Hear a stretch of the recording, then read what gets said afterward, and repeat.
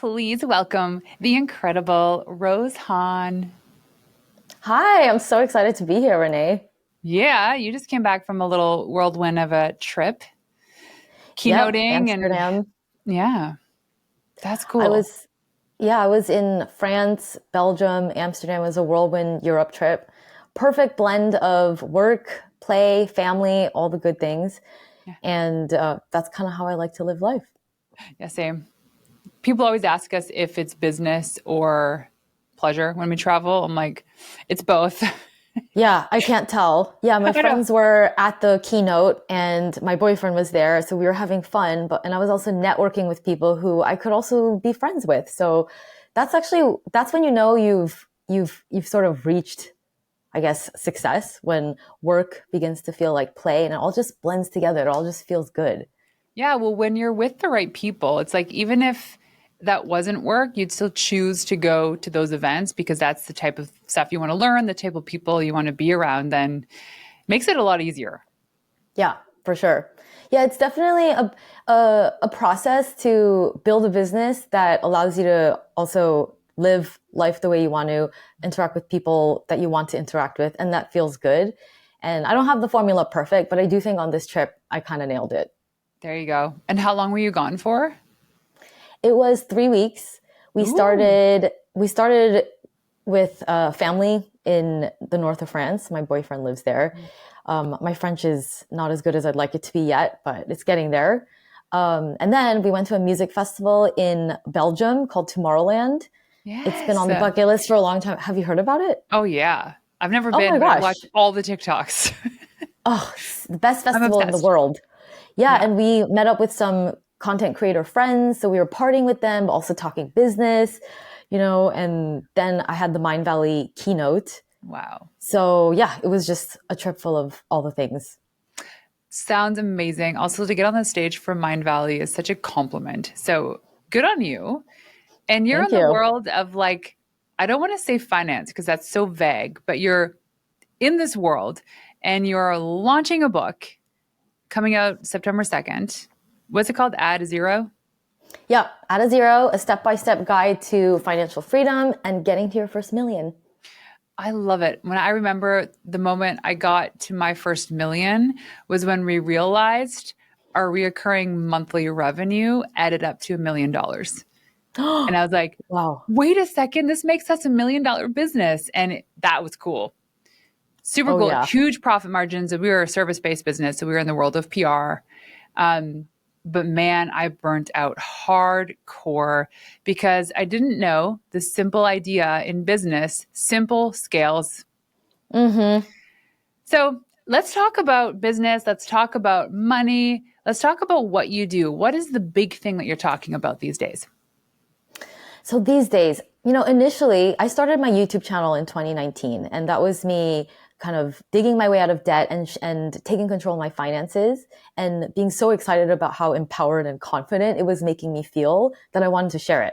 So a lot of my early content and what I like to talk about was very tactical, very beginner friendly, how to get started budgeting, saving, investing. But nowadays, fast forward, I've been doing this for almost 7 years now. And also now that I've reached a million and, I'm not in debt, I'm not struggling, I find that the real question is how do you, not just how do you accumulate a bunch of money and hit a certain financial milestone, but no matter how much money you have, whatever your bank account looks like, whether you have a ton or even a little, how do you have a good relationship with that money? How do you enjoy it and enjoy your life?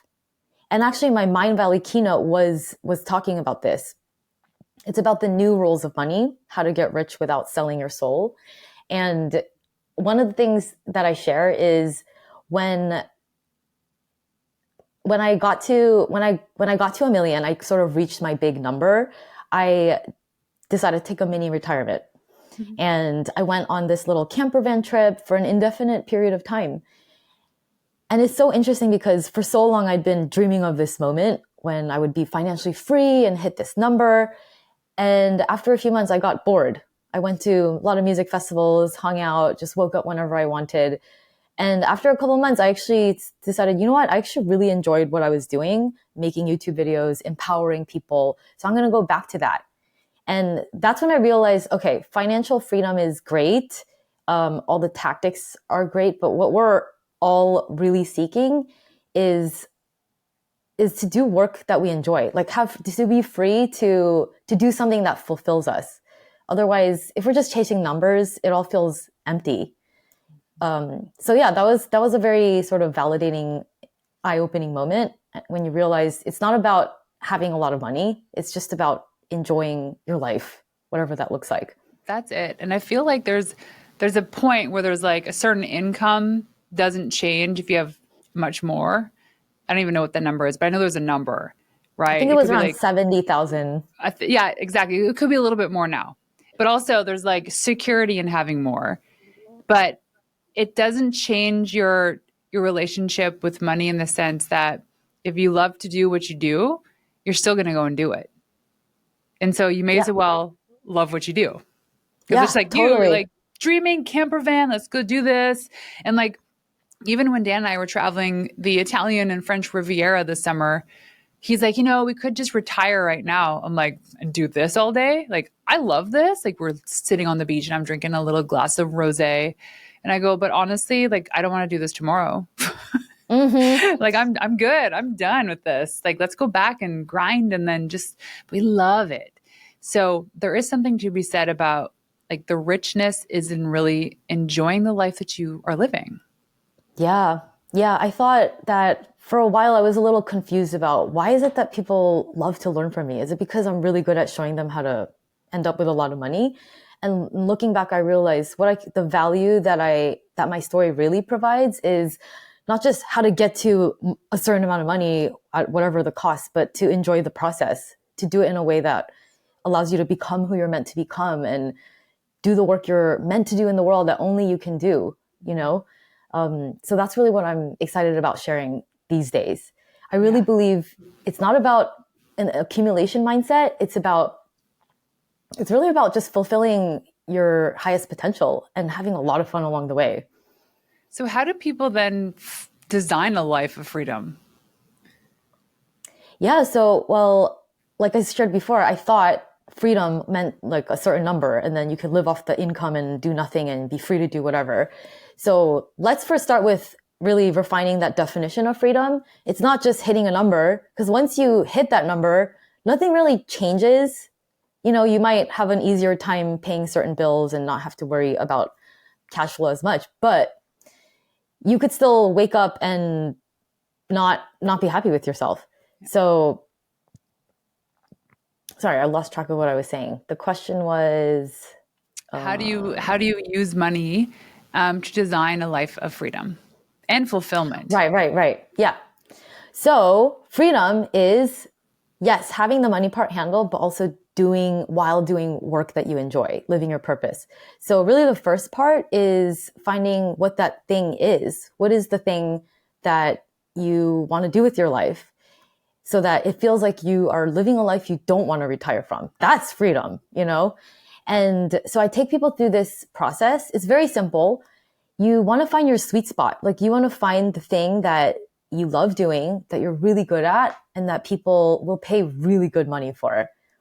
So should I go through like the criteria of each Yeah, you circle? can Would just that be like useful? here's what I'm thinking is like so when I was doing well in business before, like my first business in the world of PR, we we first started as a demand and marketing agency. So that meant we were doing content marketing, public relations, and social media because they kind of all fed into each other.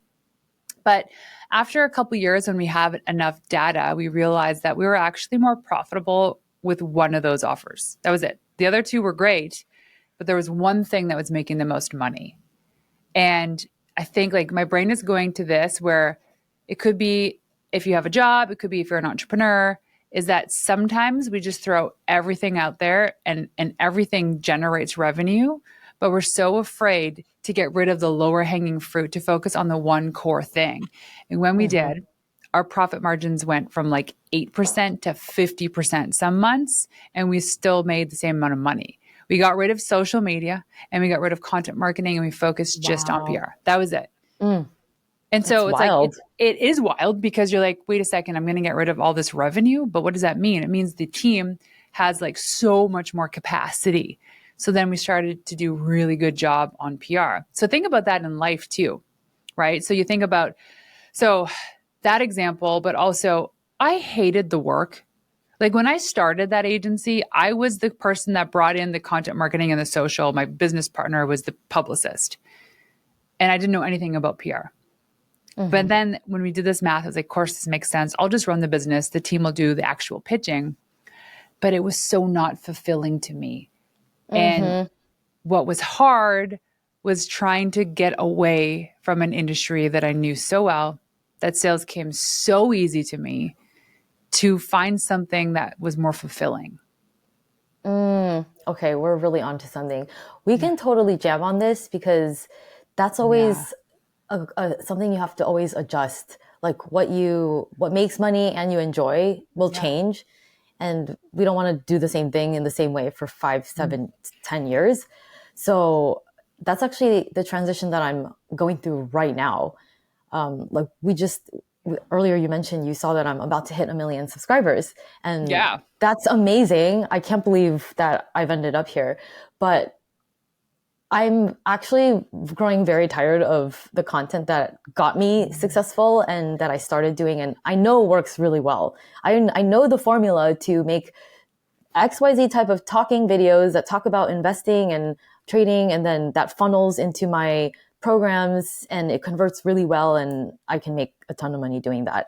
I can keep doing that, but it's starting to not feel fun. So I've been really grappling with, but I also have a team to pay. Like, you've got responsibilities Yeah. Yeah. too. Yeah. I don't There's want to that. just blow up my business. Yeah. I mean, you don't want to be just a creative that just Yeah. follows your whims, because then the Yeah. money is not gonna stick. So you really have to balance both. So I'm navigating that. That's kind of what people don't see on the outside. Like, they see, whoa, Rose is crushing it. She's hitting 1 million subscribers. But the internal struggle is, how do I keep maintaining that success and making it profitable, paying my team, and enjoying it, because I'm the engine for everything. If I don't enjoy it, everything is going to fall apart, because we're just human. Our hearts have to be in it, especially if you're a personal brand. And yeah, I mean, I haven't figured it out, but I what I do know is my YouTube content strategy is going to change, and I'm going to experiment with new formats. And you'll just kind of watch me, and you can follow my channel and see how I do it. Yeah. I Like, think some though, of the like formats there might bomb. the people that are like, because I was looking at the comments, you get lots of comments, lots of views on your content. So I kind of feel like these people are committed. Like if you decided to start making cupcakes and that mattered to them, they would still stay engaged because you've developed you, right? And you need it. Like people want you there, and you know you want to be there, and you know you want to be there for them. So maybe the shift in the content doesn't matter Mm, because you need to be producing something that you love to do, or else you're not going to do it. You will not be accountable and it'll be crappy. mm-hmm. Yeah, I think really what it comes down to is confidence. Like, thank you for reminding me that you see, even you see in the comments that people are invested, and this reminds me of a little period I had a couple of years ago when I experimented with lifestyle content. I started posting campervan vlogs. They were Yeah. completely unrelated to finance, but I actually enjoyed making those videos, and a lot of my subscribers did. And then I gotta admit, I chickened out. I said, oh, you know what? This doesn't have some sort of funnel traffic generation reasoning behind it. So I'm just gonna go back to finance videos, and I know exactly how the algorithm works and that how many average views I'll get. So I went back to that safe thing. And yeah, now I'm like backtracking to go back to what I actually enjoyed. So yeah, it's a So quintessential here's my question. question then, because you see this obviously with people that you've worked with, or some subscribers, is do you think that like fulfillment in terms of like loving what you do equals making money easier? Yeah, I think like that's the source. That's the source. And then like, it's kind of going back to those three circles that I was talking about, what you love doing, what you're good at, and then what people will pay really good money for. But what people will pay really good money for, that's the last circle that you want to think about. Like it really starts with what you love doing and how you love doing it. And of course, what you're good at. Because even if something makes a ton of money, if your heart's not in it, guaranteed you will not stick around, Oh you no, know? that's what happened with me in the world of PR. My heart was not in it anymore. And I like ran that big agency and then we were in the process of being acquired. So we were going through due diligence and it was just messy and awkward and somebody on the team caught wind of this potentially happening and we were like they took us aside and said, "Hey, we heard you might be selling the company. Just so you know, if it sells, I'm not going with it." But I was like, "Well, you kind of have to." And I was like, "I can't do this to these people." So anyways, we ended up winding it down. But then I launched my last agency. And I was like, "I already know this. No, I can like scale this, no problem." And I started landing clients. And then I was like, wait a second, why am I doing this again? Like we get stuck in these vicious cycles of things that are familiar, comfortable, we know it, but it's so boring. And there are Mm-hmm. people who love doing it, and that's great. I don't. There's other things that I love doing. And one Mm-hmm. thing that we did, I had this vision for my company now called the Pink Skirt Project, and I just knew it had to be the first thing it had to be was a big event. And everyone's like, events don't make money. What are you selling on the back end? Like all these questions. And I'm like, I don't know, but God is telling me it's going to be great. And I had so much fun doing it. And I Mm. clueless. So over 300 women in the room, first event, we profited over $150,000. We didn't sell anything on the back end. All of a sudden we created this movement Mm. and the WhatsApp group was blowing up and people were like, "What's next? This is what we need. This is what we want." We're like, "Thank you." Because you're the people that are going to tell us what you want and I will create what you need. But now we have some sort of direction. And so we launched our society, the coaching program. And now it's like, quote, easier to sell people to get in because we've created this movement. It is so fulfilling. I Mm. love this work. It's like, it's next level. So it's not work. It's just an action that I take that makes me money. And like Mm-hmm.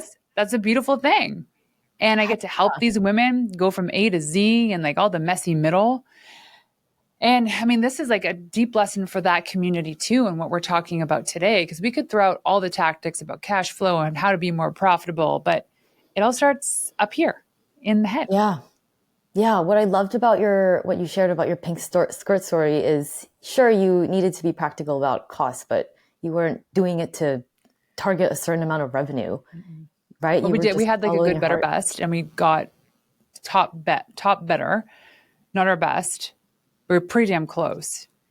And then the only thing we could do at the end of that event was pre-sale tickets for the next year. And we didn't know what we're doing, how long it was going to be, but we're like, let's just we'll increase our ticket prices.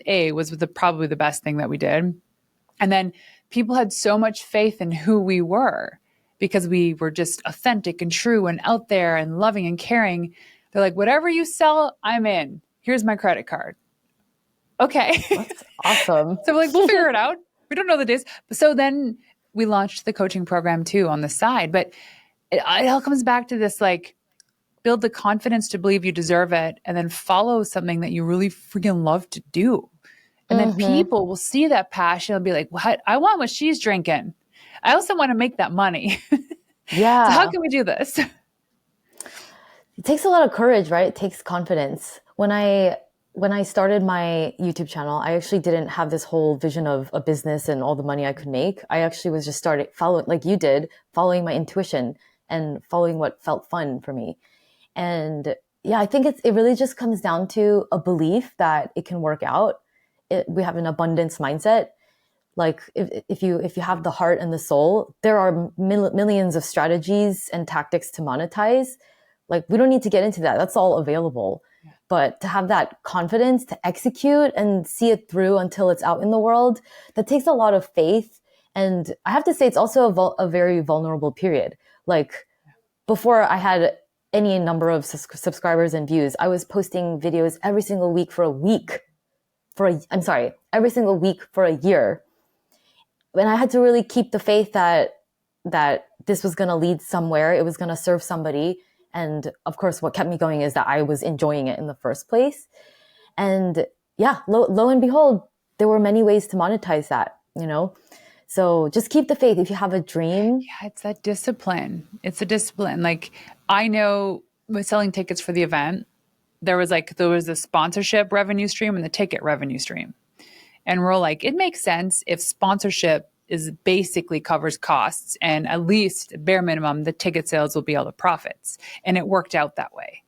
But we didn't know going into we had faith. I'm like, oh, I know it's gonna work out. I kind of just know it is. And it did. And if it didn't, then we learned our lesson, very expensive lesson, but it worked out. yeah, definitely takes a bit of naive optimism, just a little touch of that as an Yes. entrepreneur, right? So so you've published these like 52 videos. At what point in that process were you like, okay, this is going to work? What were the microdoses of momentum that proved to you this was going to work?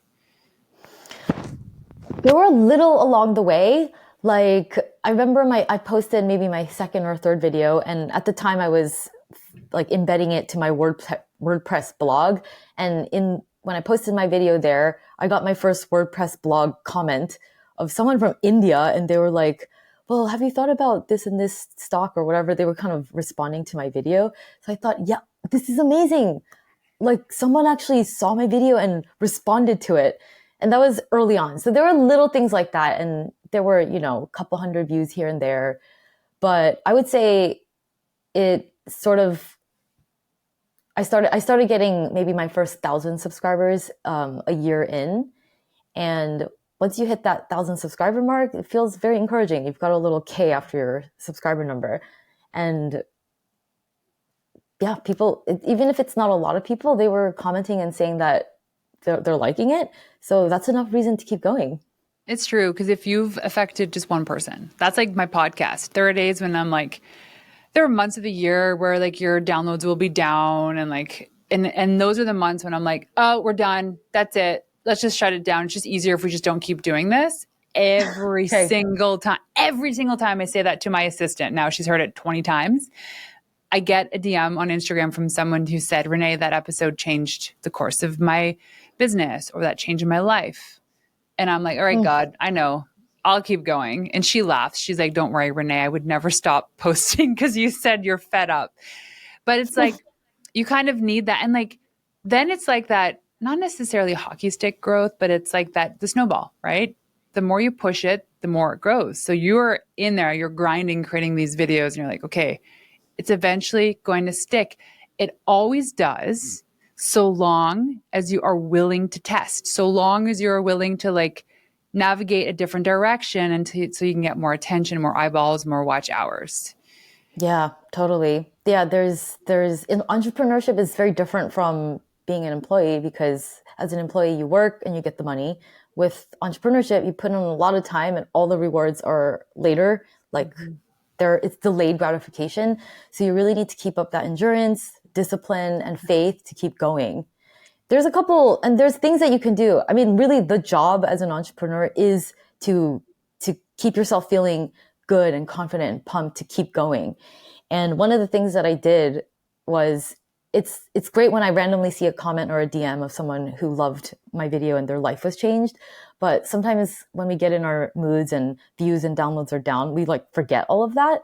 Yeah. So I actually have a confidence file in my Google Drive and I call it my pump up file, or you can call it your why I'm awesome file, whatever you want to call it. And I have all these screenshots of the best comments and emails that I've ever gotten and texts from friends that are all telling me how awesome I am or how my work has made a difference. And it really helps to look at that and be intentional about it. Like It's such a confidence reminder. is something you can intentionally cultivate. It's true. So I always say confidence is built. Some people are just naturally born confident, but I think that realistically, you can only get more confident when you go through like and have to eat crap sandwiches. You can only gain confidence if you're actually facing the thing that scares you the most and you do the thing, like get on stage and public speak or pitch that potential customer. And it builds on that because the more you do it, whether good or bad, the better you get at it. Same with podcasting. Like the first 100 episodes, I hated it. It was a grind. It didn't even turn on the video. I was like, no video, let's just turn it off because I just hated seeing myself in the periphery. And now I'm like, I show up, crushed interviews, You're such a for myself. natural. Well, then no, because it took over 400 or 500 episodes being on Right. other Now people's you're a show and natural. mine because I know what to expect, I know the cadence, I know how much I talk about me, ask you questions, talk about you. But it's not like you just like show up one day and you're like perfect at it. And I think that's Yeah. where a lot of, especially entrepreneurs fail when they're first starting out, is that they think they have to perfect it, they have to get it right, and if they don't, the first 10 times they give up. It's Mm. never so much about changing the offer, it's about changing how you're promoting the offer, how often you promote the offer. That's where people Yeah, fail. Okay, so let's talk totally. about your book because I want to know. So, remind us what it's called again. It's called Add a Zero, a step-by-step guide to financial freedom and getting to your first million. Why did you write this book? I wrote it because I feel like there's this whole wealth of knowledge on how to become financially free that is gate kept. Like ever since I was young, I took a gap year when I was 18. I decided to not go straight to college and just travel the world, living off savings, being an au pair. And that was my first taste of freedom, like a sense of freedom that as growing up as daughter of Korean immigrants, middle class, it's not something I would normally have experienced. And and so that was sort of my standard of like, this is how I want my life to be. I want to experience freedom.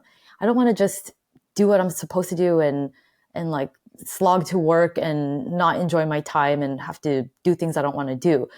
And so that was the standard in my mind. But because of my conditioning and what my parents wanted me to do, I went to college, got a good job, worked on Wall Street, got the high paying job. And I ended up $100,000 in debt, living paycheck to paycheck.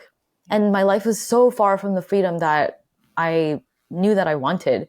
So that's when I embarked on this journey to find out the real playbook. Like, how do I actually create financial freedom? And that knowledge is found in books and mentors that have already done it. It's probably not going to be from the people around you that you grew up with if you didn't grow up wealthy.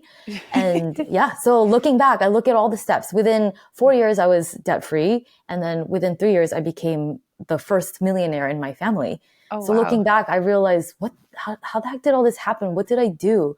And I realized there really was a step-by-step process, zero by zero, first getting to zero, then your first 10,000, 100,000, a million. And it So compounds. But what did you do to earn that money?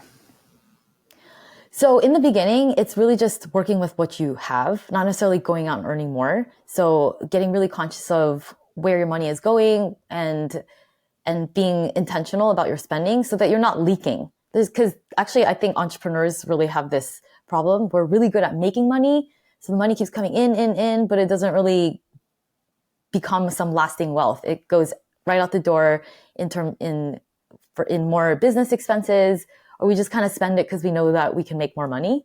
So yeah, the first step is to plug the leaks and make sure your spending is super, locked in. And it only goes to the things that really are worth it for you. And then you have a system to turn some of that cash flow into permanent wealth. And then also turn that wealth into bigger wealth by investing it so that your business isn't your only thing that generates money for you. You should have stocks, bonds, real estate, things that generate investment income for you, regardless of what your business does. So yeah, there's sort of a step-by-step process. And to get from 100,000 to a million, that's where investment income and business income really come into play. But yeah, before we talk about earning more money, we first talk about spending, debt, and just looking at your numbers, the Yeah, I basics. feel like it's like when it comes to money, the more we avoid our bank account, the more we think it's just going to fix itself. Like in Mm-hmm. business, I remember if I avoided the bank account and I didn't check it, it always stayed the same. And some months weren't great. Some months we were in the red. And then when I actually started checking it every single day, because I would look at it, it's like, hey, I'm going to look at this and it's going to grow because I'm going to subconsciously end up doing something that day to help it grow. And it was like either charging more, picking up that extra call to make the final sales call, whatever it was that motivation. But we often tend to like avoid looking at the numbers because it's so bad. It's like, what can I do right now in this moment to actually fix it? And for me, it was literally checking my bank account every single day. Yeah, And that's it. it was super, That's where super it simple. starts. And then that's also when you see all those stupid transactions like, oh, I didn't know that I was paying for 3 AI tools and I only use one. Cool. Cancel the other 2. Right. And like we were at one point in the business, we had like Slack and we had all these extra seats from team members that had left or been fired and like stuff in like HubSpot and like all these extra seats. And we were paying an extra $2,500 a month for all these employees that weren't there anymore.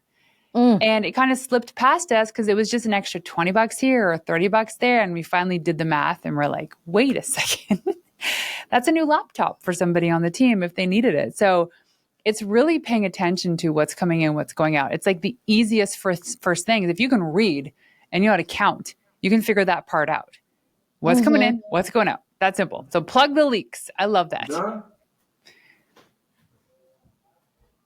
And then what would you recommend next? Yeah, so plugging the leaks. By the way, as an entrepreneur, everything that shows up in your personal finances shows up in your business finances 100%. In an exponential way. So it's a good idea to get your personal finances on lockdown as well. Hold on one second. No. Can you close the door? Sorry, my boyfriend came in and offered me food, which is incredibly sweet. Oh, well, I'm hungry. I'm in a podcast. He's so sweet.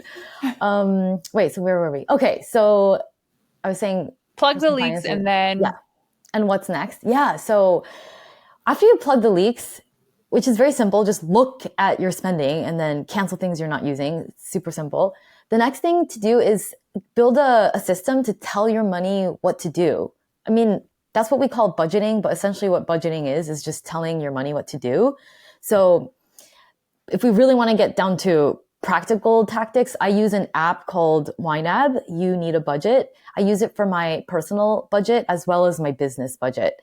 And basically you can use whatever app you want, but what it helps you do is when money comes in, you then tell it what to do. So you give every dollar a job, whether that is to pay taxes or payroll or pay for software.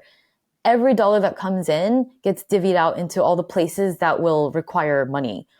And then you do your best to stick to that plan every time you get paid. And so depending on how your business cash flow works, I do it once a month and that will already change everything rather than hoping for the best. Because the thing about like checking your bank account is great, but the tricky thing about that is you see 100,000 in your bank account and you think, great, that's a lot of money. I'm good. But there's upcoming expenses, also, irregular quarterly, annual, huge software payments, $10,000 for your tax email service provider. Taxes. And also there's things that you want to invest in the future. So a lot of that money is already spoken for. Most of that 100,000 is not available for you to withdraw. Yeah. So you don't want to get into. Can't go buy a bag. Damn it. Okay. Yeah. Or maybe you can. That's also the other thing. I don't want to make it sound like doing this will mean, oh no, you can't buy the bag. Actually, doing it means, you've given every dollar a job, that $70,000 of that 100,000 needs to go to XYZ categories. But look, 30,000 is free and clear. Now you can withdraw that as a profit and go buy whatever you want and reward yourself with the bag and feel really comfortable knowing that you can actually afford it. You weren't just hoping for the best. And I think it's more meaningful too if you're buying something, whether like a bag or a car, whatever it is. We'll say like luxury is anything above what you really need to survive. That knowing that you're getting it out of profit and not going into debt because of it. Yeah, but you have a different appreciation for it. Oh my God, you can enjoy your money way more. Yeah. One of the first big purchases that I did to reward myself when my business started making good money is buying a camper van. That was $100,000 purchase. But because I did my whole budget, I knew all my expenses and what I wanted to invest in, like mastermind wise, like business expenses. I knew this is money free and clear. I've also accounted for taxes. Like I have this money to spend. And that helped me enjoy it way more. So it's, yeah, this whole thing about check where your money's going, watch your spending, give your money a plan, give every dollar a job. It's not at all to tell you you can't do things. It's actually a way to tell you, yes, you can do these things and you can enjoy them and not feel stressed about it. Oh my gosh. I think about like my college days when I was doing class full time and I had two part time jobs. And the busier I got with work, because I had like 3 or 4 evening shifts at Pizza Hut. And then I worked on the weekends at a antique furniture store. So I learned how to refurbish like antique furniture. Very different jobs, but the cool thing about doing a closing shift at Pizza Hut is like whatever pizzas were mistaken or didn't sell that night, I could bring home to my roommates. They loved it. I think we all gained 20 pounds that year. Free food though. And then working at the antique furniture store, it was so dead that I could actually do homework while I was there. But it got me thinking about like the busier I got in doing something that was quite fun, the less I spent my money. Because it's almost like I've built this a meaning and appreciation for knowing that I don't have to spend it, that it can be there and it can do other things. I never had debt graduating from college, which was such a beautiful thing. I never set myself up to have debt because it's kind of like it was really shunned upon to have that Mm-hmm. debt. And I'm thankful for one thing my parents taught me about that, but they didn't really give me too much direction on the other end on how to make more money. It was pretty Mm-hmm. much just don't go into debt was kind of how I was raised. That's But great. it At wasn't least like make $1 million. It was just like always be in the black. that's really good, actually. That's probably more education than a lot of people get about money. Probably. Oh yeah, 100%. 100%.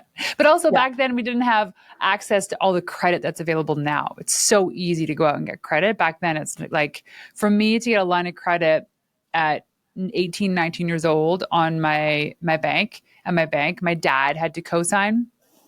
And that was like quite a big deal. Like we shopped around to like 6 or 7 banks and they all said no. And finally one bank was like, sure. And I was like, wait. And it was like $2,000 or something so small, which like Hmm. now is a joke, but back then it was so much money. It's probably a little bit more than that. Um, but Yeah, man, it's way too interesting easy to times. get credit. Yeah, it's way too easy to get into debt. That's really the status quo. Be in debt, spend a lot of money. And Yeah. so something that really helps is to get very clear on your values. What do you value? What really fulfills you? So Yeah. one very simple thing that we can do is look at your spending, but also kind of do this audit. I don't want to make it sound not fun. Audit sounds scary. Yeah. Do a deep dive Yeah. and look through your spending and just take two different colored highlighters and just go through what felt really worth it and what felt not worth it. And that will just bring a lot of Recondo your awareness. credit card expenses. Yes. Yeah, totally. Well, we do What does this she every say? month too. Like we have so many transactions because when the boys used to be on their VR all the time, they would always buy because it's like the VR. So it was like MetaQuest. The accounts were connected to my Facebook account and my husband's, and it was like connected to our credit cards. And it's just like it's so smart the way they do it. It's like a quick upgrade and get your free like watermelon or whatever, and it's $30. And he's like, "Oh my god, I have to do it. I'll ask for forgiveness later," and he'll buy it. And then he'll just keep buying it. And there was one month, my one son accumulated $450 worth of stuff. And we're like, shut it down. But if it wasn't for checking, like we go line item by line item, because you also want to know whether it's business or personal, if someone's stealing from you or if there's these Mm, like stupid charges. Like I felt like Noah was stealing from me because he like accumulated all those charges on like Roblox and his VR.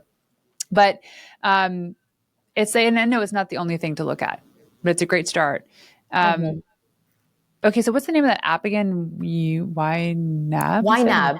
It YNAB. stands for You Need a Budget. Yeah. It's Sweet. great. Yeah. Um, and then this also applies to business, right? Like it's personal and The business. budget. Yeah. Oh Or yeah, is that yeah. more personal? You can use the app for both. So I have a separate budget for personal, separate for business. I love it. So when did you start just looking at things this way? So you're like, crap, I need to get out of debt. And then did you just, so you read the books, obviously probably like listen to podcasts and stuff. What was the impetus for you to get into this industry also? That's the first part of the question. The second part, did you feel like an imposter because you were in debt and now you're teaching about how to not go into debt? Or was it like just a perfect segue? So in the beginning, when I shared about my journey online and I was still in debt, I didn't feel like an imposter because I was like, hey, I'm just learning this stuff alongside you. So there was that. Um, but I'm sorry, can you repeat the question? There were like Yeah. Well, the first part was multiple just questions. like the impetus for you getting into being like a cash woman. Mm-hmm. Yeah. And then, yeah, so start with that. Okay. Yeah. I remember my first car purchase. I was 16 and my parents didn't want me to get a car, but I knew that if I had a car, I would have freedom and be independent. So I just waited tables, saved up a bunch of money, $5,000 to buy my first crappy 97 Mazda Miata used car. And in that moment, I realized, oh, when you have money, you have options, you have independence, you have power. You don't have to be at the whim of your parents or whoever wants to give you a ride. And so, yeah, I think from an early age, I realized, okay, money equals options, power. And as a woman, like that's great to have. So that was really the core driving factor. I never wanted to be in a position where I had to depend on someone else, like, you know, hoping for a Prince Charming or something like Right. that. Yeah. So that was never something I wanted to do. So that was the driving factor. And then also when I realized I was in a lot of debt, I realized, well, no one else is going to do this for me. And my life is not how I want it. I'm living paycheck to paycheck. I can't go on the trips that I want. And my life kind of sucks. So, and no one else is going to do this for me. So that was really the impetus. And I really enjoyed like nerding out about the finances because it gave me a sense of control. And you really do have control over how your financial destiny turns out. And it doesn't take a lot of financial engineering and crazy skills. It's just being interested. Like look at your spending, where it's going, keep track of your numbers. If there's only two things that you take away and start implementing with your finance routine is look at your spending like we've been talking about, and then track your net worth, your assets and liabilities, everything in your savings and investment accounts, and then everything you owe, all the debt. And as long as the difference, the net worth, is moving in the right direction, moving into a more positive direction, then you're good. And you can just do that with a monthly money date, set a date with yourself. Just like it's a part of self-care. Yeah. Like Is if it you so this really comes down to like it being a discipline, kind of like going to the gym, right? In order for you to get fit or to lose weight, you need to go to the gym and eat well. It's the same sort of discipline, it's the same muscle. Just yeah. the showing up for yourself to be able to increase your net worth. That's a really good North Mhm. Star. Yeah, showing up for yourself. And also not just showing up for yourself and forcing yourself through it. Like the people who really stick to a gym routine are the ones who end up enjoying it in some way, right? Yeah. They get some sort of intrinsic feeling out of it. Like they leave the gym feeling strong and healthy and it gets all these endorphins going. And looking at your money in a routine way can actually the same thing can happen.